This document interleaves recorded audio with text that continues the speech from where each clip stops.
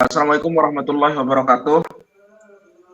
Perkenalkan kami dari kelompok 4 dari mata kuliah penitensiar dan penologi. Pada kesempatan kali ini kami akan mempresentasikan terkait dengan tugas dari penitensiar dan penologi, yaitu lembaga pemasyarakatan. Kami dari kelompok 4 terdiri dari 8 orang.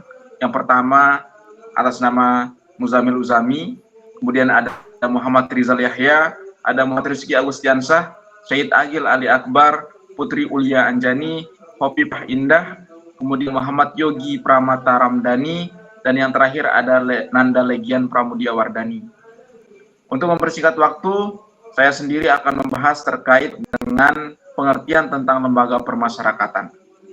Lembaga permasyarakatan yang selanjutnya disebut lapas adalah tempat untuk melaksanakan pembinaan narapidana dan anak didik permasyarakatan. Diatur dalam pasal 1 angka 3 Undang-Undang Nomor 12 Tahun 1995 tentang permasyarakatan. Sedangkan dalam pasal 1 angka 1 Undang-Undang Nomor 12 Tahun 1995 tentang permasyarakatan, yang dimaksud dengan permasyarakatan adalah kegiatan untuk melakukan pembinaan warga binaan permasyarakatan berdasarkan sistem kelembagaan dan cara pembinaan yang merupakan bagian akhir dari sistem pemidanaan dalam tata peradilan pidana. Dari pengertian tersebut dapat kita ketahui bahwa inti dari permasyarakatan adalah pembinaan terhadap narapidana supaya nantinya dapat kembali ke masyarakat dengan baik. Pembinaan itu diperlukan suatu sistem yang dinamakan dengan sistem permasyarakatan. Lembaga permasyarakatan merupakan unit pelaksana teknis di bawah Direktorat Jenderal Permasyarakatan, yaitu dari Kementerian Hukum dan Hak Asasi Manusia. Penghuni lembaga permasyarakatan bisa narapidana atau warga binaan permasyarakatan. Bisa juga yang statusnya masih tahanan, maksudnya yaitu orang yang masih berada dalam proses peradilan dan belum ditentukan bersalah atau tidak oleh hakim. Pembahasan kedua yaitu terkait dengan sejarah dan perkembangan lembaga permasyarakatan yang akan dibahas oleh Saudara Muhammad Rizal Yahya. Padanya kami persilahkan. Pembahasan selanjutnya terkait dengan sejarah dan perkembangan lembaga pemasyarakatan. Yang pertama, dibagi dalam sejarah pemasyarakatan di Indonesia terbagi menjadi 3 periode, yaitu periode pertama, kedua, dan ketiga. Ya, saya jelaskan yang pertama pada periode 1963 sampai 1966. Dalam periode ini ditandai dengan adanya konsep baru yang diajukan oleh Soeharjo berupa konsep hukum nasional yang digambarkan dengan sebuah pohon beringin yang melambangkan pengayoman dan pemikiran baru bahwa tujuan pidana penjara adalah pemasyarakatan. Pada konferensi Dinas Direktoral Pemasyarakatan di Lembang, Bandung tahun 1964 terjadi perubahan istilah pemasyarakatan, di mana jika sebelumnya diartikan sebagai anggota masyarakat yang berguna menjadi pengembalian integritas kehidupan, penghidupan, dan kehidupan. Periode pemasyarakatan kedua tahun 1966 sampai tahun 1975, periode ini ditandai dengan pendirian kantor-kantor BISPA, yaitu Bimbingan Pemasyarakatan dan Pengantasan Anak, yang sampai tahun 1969 direncanakan sekitar 20. Periode ini telah menampakkan adanya trial and error di bidang pemasyarakatan. Suatu gejala yang lazim terjadi pada permulaan beralihnya situasi lama ke situasi baru, ditandai dengan adanya perubahan nama pemasyarakatan menjadi Bina Tuna Warga. Selanjutnya pada periode pemasyarakatan ketiga tahun 1975 sampai saat ini, periode ini dimulai dengan adanya Lokakarya Evaluasi Sistem Pemasyarakatan tahun 1975 yang membahas tentang sarana peraturan perundang-undangan dan peraturan pelaksanaan sebagai landasan struktural yang dijadikan dasar operasional pemasyarakatan, sarana personalia, sarana keuangan, dan sarana fisik. Pada struktur organisasi terjadi pengembalian nama Bina Tuna Warga kepada namanya semula, yaitu pemasyarakatan. Sekian. Baik, terima kasih Saudara Rizal atas pemaparannya. Selanjutnya materi ketiga yaitu hak dan kewajiban narapidana yang akan disampaikan oleh Syed Agil Ali Akbar. Padanya dipersilahkan. Baik, terima kasih moderator. Pembahasan selanjutnya tentang hak dan kewajiban narapidana. Adapun hak warga binaan pemasyarakatan, yang pertama itu melakukan ibadah sesuai dengan agama atau kepercayaannya, dan yang kedua mendapat perawatan, baik perawatan rohani maupun perawatan jasmani, dan yang ketiga itu mendapatkan pendidikan dan pengajaran, Dan yang keempat, mendapatkan pelayanan kesehatan dan makanan yang layak. Dan yang kelima, menyampaikan keluhan. Dan adapun di sini warga binaan pemasyarakatan. Yang pertama itu taat menjalankan ibadah sesuai agama dan atau kepercayaan yang dianutnya serta memelihara kerukunan beragama. Dan yang kedua itu mengikuti seluruh kegiatan yang diprogramkan. Dan yang ketiga, patuh, taat, dan hormat kepada petugas. Dan yang keempat, mengenakan pakaian seragam yang telah ditentukan. Dan yang kelima, memelihara kerapihan dan berpakaian sesuai dengan norma kesopanan. Adapun di sini hak dan kewajiban warga binaan pemasyarakatan ini diatur dalam Undang-Undang Nomor 12 Tahun 1945 tentang pemasyarakatan. Dan adapun salah satunya itu Peraturan Pemerintah Nomor 31 Tahun 1999 tentang pembinaan dan pembimbingan warga binaan pemasyarakatan. Dan Peraturan Menteri Hukum dan HAM Republik Indonesia Nomor 6 Tahun 2013 tentang tata tertib lembaga pemasyarakatan dan rumah tahanan negara. Dan yang terakhir, Peraturan Pemerintah Nomor 99 Tahun 2012 tentang perubahan kedua atas Peraturan Pemerintah Nomor 32 Tahun 1999 tentang syarat dan tata cara pelaksanaan hak warga binaan pemasyarakatan. Sekian, terima kasih. Baik, pembacaan materi selanjutnya yaitu terkait dengan pembinaan napi dan upaya rehabilitasi yang akan disampaikan oleh Nanda Legian Pramudia Wardani. Padanya dipersilakan. Baik, terima kasih moderator. Di sini saya akan menjelaskan mengenai pembinaan napi dan rehabilitasi. Pembinaan terhadap narapidana dalam pelaksanaannya diperlukan metode pembinaan tertentu sehingga pembinaan yang dilakukan dapat efektif dan efisien. Metode-metode yang dilakukan yaitu sebagai berikut. Yang pertama, itu ada metode top-down approach dan bottom approach. Pembinaan top-down approach adalah bentuk pembinaan dengan melakukan pembinaan dari atas ke bawah. Pembinaan ini diterapkan oleh petugas lapas terhadap narapidana sesuai dengan kemampuan dan kepribadian narapidana. Pembinaan bottom-up approach merupakan pendekatan dari bawah ke atas. Dalam pendekatan ini, narapidana diperbolehkan untuk memilih atau menentukan wujud pembinaan yang diinginkan dan sesuai dengan bakat dan potensi yang dimiliki. Yang kedua, ada metode personal approach dan group approach. Metode ini merupakan metode pembimbingan yang diarahkan secara kelompok atas dasar kerjasama sehingga kegiatan lebih produktif. Yang ketiga, ada metode persuasif edukatif. Pembinaan pada intinya bertujuan untuk mengubah perilaku narapidana melalui keteladanan dan memperlakukan mereka secara adil. Yang keempat, metode sistematif dan kontinu. Pembinaan ini mengandung pengertian bahwa pembinaan yang dilakukan setiap hari kepada narapidana mempunyai keterikatan satu dengan yang lainnya sehingga narapidana dapat sedikit demi sedikit mengerti mengenai materi yang disampaikan. Selanjutnya yaitu mengenai rehabilitasi. Teori rehabilitasi dan reintegrasi sosial mengembangkan beberapa program kebijakan pembinaan narapidana sebagaimana diatur dalam Undang-Undang Nomor 12 Tahun 1995 tentang pemasyarakatan.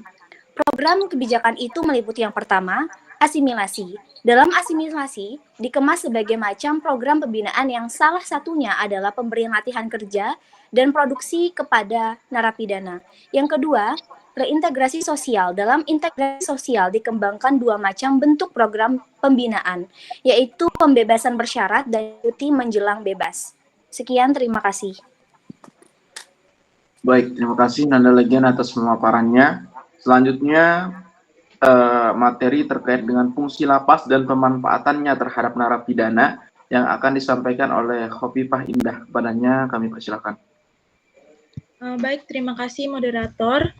Jadi di sini saya akan menjelaskan tentang fungsi lapas dan pemanfaatannya terhadap narapidana. Sebenarnya fungsi utama lapas adalah untuk menahan narapidana yang telah dijatuhi hukuman oleh pengadilan.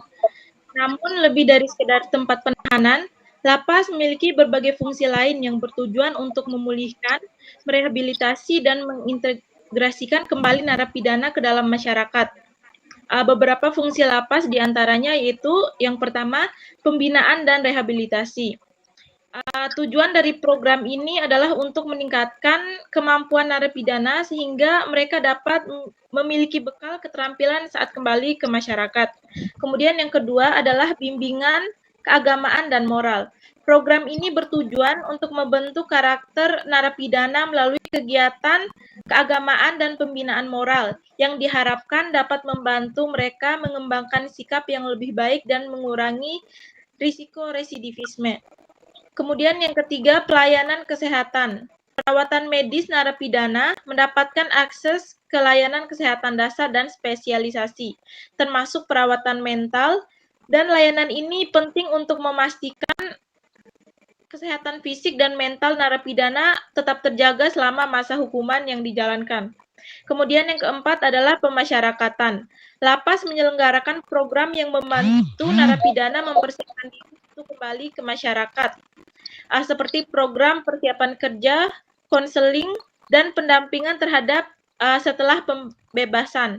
Program ini bertujuan untuk memastikan narapidana dapat beradaptasi baik dengan lingkungan sosialnya maupun dengan masyarakat setelah dia bebas nanti. Kemudian yang selanjutnya adalah pengawasan dan pengamanan. Lapas bertanggung jawab untuk menjaga keamanan dan ketertiban baik dalam maupun di sekitar area lapas. Ini mencakup pengawasan terhadap aktivitas narapidana serta pencegahan terhadap tindakan kriminal di dalam lapas. Kemudian yang keenam adalah restoratif justice. Lapas mendukung pendekatan keadilan restoratif justice yang melibatkan pelaku, korban, dan masyarakat dalam proses pemulihan ini. Ini mencakup mediasi, reparasi, dan kegiatan yang bertujuan untuk memperbaiki kerugian yang diakibatkan oleh kejahatan. Kemudian yang terakhir adalah kerjasama dengan pihak luar. Lapas bekerja sama dengan lembaga swadaya masyarakat atau LSM dan institusi pendidikan dan sektor swasta untuk menyediakan program pembinaan tambahan, dukungan sosial, dan peluang kerja bagi narapidana. Untuk itu, kegiatan pelatihan tidak hanya sekedar memberikan kesibukan kepada narapidana, tetapi hendaknya lebih berorientasi kepada menempatkan narapidana sebagai manusia yang mendapatkan pembinaan sesuai dengan pasal 12 Undang-Undang Pemasyarakatan. Nah, kemudian yang selanjutnya adalah kita membahas tentang fungsi lapas. Jadi yang pertama, fungsi lapas yaitu peningkatan keterampilan dan pendidikan. Narapidana dapat meningkatkan keterampilan dan pengetahuan mereka melalui program pendidikan dan pelatihan yang dapat membantu mereka mendapatkan pekerjaan setelah bebas. Kemudian yang kedua, pemulihan kesehatan mental dan fisik. Akses ke layanan kesehatan memastikan narapidana dapat menerima perawatan yang mereka butuhkan, yang penting untuk pemulihan dan kesejahteraan mereka. Kemudian yang ketiga adalah pengurangan residivisme. Dengan pembinaan moral, keagamaan, dan program integrasi sosial lainnya, narapidana dapat mengembangkan sikap yang lebih positif dan mengurangi kemungkinan mereka untuk mengulangi tindakan kriminal. Yang keempat itu peningkatan kesempatan kerja. Melalui program pelatihan kerja dan bimbingan karir, narapidana memiliki peluang lebih besar untuk mendapatkan pekerjaan yang layak setelah keluar dari lapas. Yang penting untuk reintegrasi mereka ke masyarakat nantinya. Kemudian yang terakhir adalah pemulihan hubungan sosial. Program keadilan restoratif dan dukungan sosial dapat membantu narapidana untuk memperbaiki hubungan mereka dengan keluarga, korban, dan komunitas, dan yang penting untuk reintegrasi sosial yang sukses di masyarakat nanti. Demikian, kembali ke moderator. Baik, terima kasih atas pemaparannya. Selanjutnya terkait dengan efektivitas lapas terhadap narapidana yang akan disampaikan oleh Muhammad Rizky Agustiansyah. Kepadanya dipersilakan. Yang berikutnya ada terkait dengan efektivitas lembaga permasyarakatan terhadap narapidana, di mana dalam efektivitas ini terdapat beberapa faktor yang mempengaruhinya. Adapun faktor yang mempengaruhinya agar dapat berjalan dengan baik, salah satunya itu pertama ada program rehabilitasi, yang dimana program rehabilitasi ini adalah inti dari upaya pemasyarakatan untuk mengubah perilaku narapidana dan mempersiapkan mereka kembali ke masyarakat. Program-program dari program rehabilitasi ini mencakup pendidikan, pelatihan keterampilan, konseling dan terapi, dan juga serta program keagamaan dan spiritualitas. Lalu yang kedua, yaitu dari faktor lingkungan dan juga fasilitas, yang dimana kondisi fisik ataupun lingkungan dari lapas juga sangat mempengaruhi efektivitas rehabilitasi, sehingga dapat menyediakan fasilitas yang memadai. Itu dapat mungkin lebih mendukung rehabilitasi narapidana. Adapun faktor-faktor terkait dengan lingkungan dan juga fasilitas yang harus diperhatikan meliputi yang pertama kebersihan dan juga kesehatan, yang kedua ada keamanan, yang ketiga itu ada akses pada fasilitas. Lalu yang faktor yang ketiga yaitu ada dukungan setelah pembebasan, yang dimana dukungan berkelanjutan ini setelah narapidana dibebaskan adalah ataupun ketika kejahatan dan kekerasan.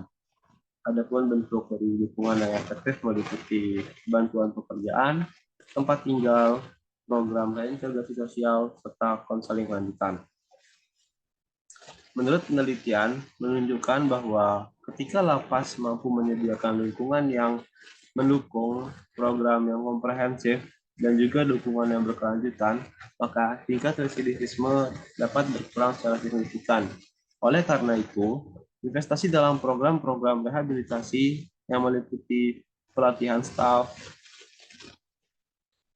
serta kebijakan yang adil dan manusiawi, itu merupakan kunci yang meningkatkan efektivitas lembaga pemasyarakatan dan juga mampu membuat narapidana itu membantu narapidana kembali menjadi anggota masyarakat yang produktif serta aktif dan juga dapat dikatakan mengurangi tingkat kejahatan yang telah terjadi.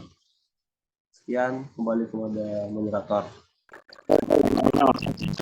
Pemaparannya soalnya materi dengan positif dan negatif dari lembaga pemasyarakatan yang akan disampaikan oleh saudara Ramdhani pada dipersilakan. Terima kasih moderator. Di sini saya akan menjelaskan sisi positif dan negatif dari lembaga pemasyarakatan. Yang pertama dari sisi positif, yang pertama ada rehabilitasi narapidana di mana kemudian buat modal untuk rehabilitasi yang sama di Indonesia menyediakan berbagai program rehabilitasi yang bertujuan untuk membantu narapidana memperbaiki diri. Program tersebut mencakup pendidikan, pelatihan, keterampilan psikologis dan program keagamaan. Sehingga dalam program tersebut narapidana diharapkan dapat kembali ke masyarakat sebagai individu yang baik dan produktif. Maka program-program rehabilitasi harus diperluas dan ditingkatkan dengan fokus pada pendidikan, pelatihan, keterampilan, dan konseling psikologis. Yang kedua ada keamanan masyarakat, yang dimana maksudnya dengan menempatkan pelaku kejahatan di lapas atau menahan pelaku kriminal menjauhkan mereka dari masyarakat, maka masyarakat terlindungi dari potensi lebih lanjut yang bisa dilakukan oleh pelaku tersebut. Serta lapas membantu mengurangi potensi kejahatan di masyarakat, dan hal ini memberikan rasa aman bagi masyarakat karena pelaku kejahatan tidak melakukan tindakan kriminal selama berada di dalam lapas. Maka keberadaan lapas memberikan efek jerah bagi pelaku kejahatan dan berfungsi sebagai pencegah bagi masyarakat luas, karena lapas sebagai pengendali kejahatan dengan menjaga para pelaku kejahatan dari isolasi masyarakat. Yang ketiga ada penegakan hukum, yang dimana maksudnya lapas memainkan peran penting dalam penegakan hukum, karena lapas merupakan bagian integral dari sistem peradilan pidana yang memastikan bahwa keadilan ditegakkan dan hukuman dijalankan sesuai dengan putusan pengadilan. Karena dengan menjalankan hukuman yang telah diputuskan oleh pengadilan, ini menunjukkan bahwa hukum ditegakkan dengan tegas, memberikan efek jerah bagi pelaku kejahatan dan mencegah tindak kriminal lebih lanjut. Yang keempat ada reintegrasi sosial, yang dimana merupakan upaya yang dilakukan oleh membangun kembali kepercayaan sosial yang terjadi setelah adanya disintegrasi sosial, dan juga bisa diartikan sebagai pembentukan kembali norma-norma serta nilai-nilai yang baru, sehingga program reintegrasi sosial di lapas membantu narapidana untuk beradaptasi kembali ke masyarakat setelah bebas. Program tersebut mencakup pelatihan keterampilan kerja, dukungan psikologis, dan penyediaan informasi tentang peluang kerja. Yang kelima ada kesehatan dan kebugaran, yang dimana lapas menyediakan fasilitas kesehatan yang membantu narapidana mendapat perawatan medis mungkin sulit diakses di luar penjara. Perawatan medis tersebut mencakup perawatan kesehatan fisik dan mental yang menjadi sangat penting bagi kesejahteraan narapidana. Selanjutnya ada sisi negatif dari lapas. Yang pertama ada overcrowding atau kelebihan kapasitas, yang dimana beberapa lapas di Indonesia seringkali mengalami kelebihan kapasitas yang mengakibatkan kondisi hidup yang buruk dan tidak manusiawi. Kelebihan kapasitas tersebut bisa menyebabkan penyebaran penyakit, kekurangan fasilitas dasar, dan meningkatkan risiko konflik atau ketegangan antar narapidana. Sehingga peran pemerintah dalam perbaikan infrastruktur lapas untuk mengatasi masalah kelebihan kapasitas dan meningkatkan kondisi hidup narapidana.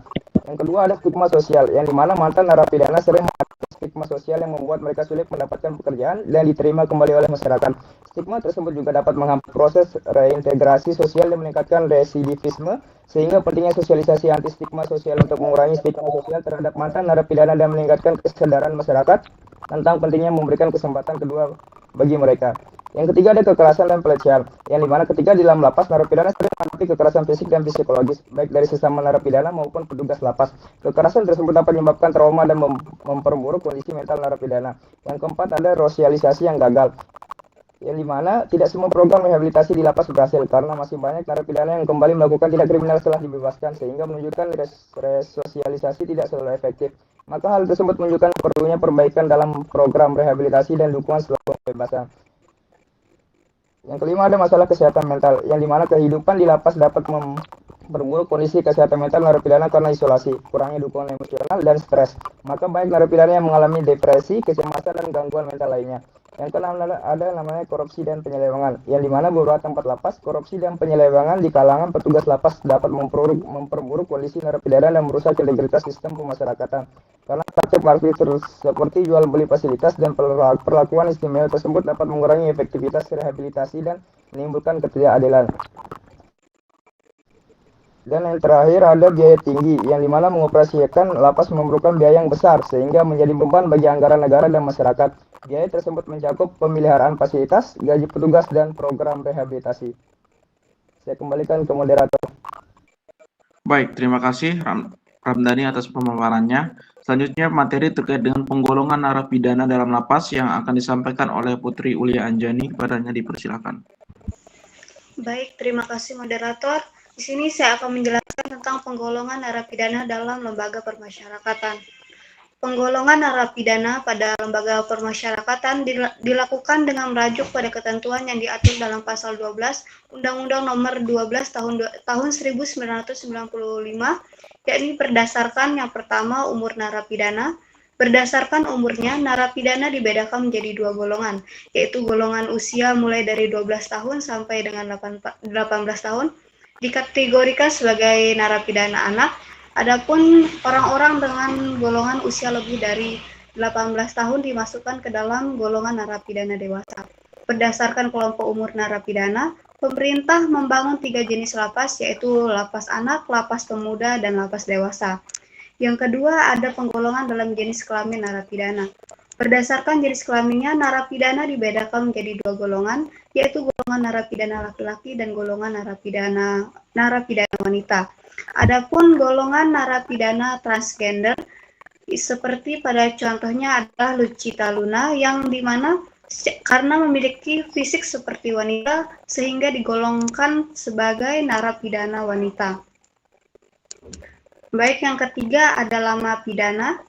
Berdasarkan lamanya masa pidana yang harus dijalani, narapidana dibedakan ke dalam 5 golongan, yaitu yang pertama golongan narapidana dalam buku registrasi B2B yang diisi oleh mereka yang dijatuhi pidana selama 1 hari sampai dengan 3 bulan. Yang kedua golongan narapidana dalam buku registrasi B2A yang diisi oleh mereka yang dijatuhi pidana selama 3 bulan sampai dengan 1 tahun. Yang ketiga golongan narapidana dalam buku registrasi B1 yang diisi oleh mereka yang dijatuhi hukuman pidana selama lebih dari 1 tahun. Yang keempat golongan narapidana dalam buku registrasi seumur hidup yang diisi oleh mereka yang dijatuhi hukuman pidana seumur hidup. Dan yang kelima golongan narapidana dalam buku register mati yang diisi oleh mereka yang dijatuhi hukuman mati. Kemudian yang keempat, jenis tindak pidana. Berdasarkan jenis tindak pidana yang dilakukan, narapidana dibedakan lagi menjadi golongan narapidana tindak pidana umum, yaitu pelaku tindak pidana yang diatur dalam KUHP. Dan golongan narapidana tindak pidana khusus, yaitu pelaku tindak pidana yang diatur secara khusus di luar KUHP, seperti tindak pidana narkotika, perpajakan, korupsi, atau pencucian uang. Dan yang terakhir ada kriteria lain sesuai dengan kebutuhan atau perkembangan pembinaan. Penggolongan narapidana berdasarkan kebutuhan atau perkembangan pembinaan dilakukan dengan merujuk pada kondisi dan keadaan yang berjamaah di dalam lapas. Penggolongan dapat dilakukan berdasarkan hal yang berhubungan dengan kebutuhan penanganan narapidana secara khusus, seperti narapidana pencandu narkotika, tahanan yang menderita gangguan atau kelainan jiwa, tahanan berkewarganegaraan asing, tahanan transgender, dan narapidana yang membutuhkan penanganan khusus. Sekian, kembali ke moderator. Baik, terima kasih atas pemaparannya Putri Ulia Anjani. Demikian presentasi yang dapat disampaikan dari kelompok 4 terkait dengan lembaga permasyarakatan. Saya selaku moderator, mohon maaf apabila ada kesalahan kata. Sekian, Assalamualaikum warahmatullahi wabarakatuh.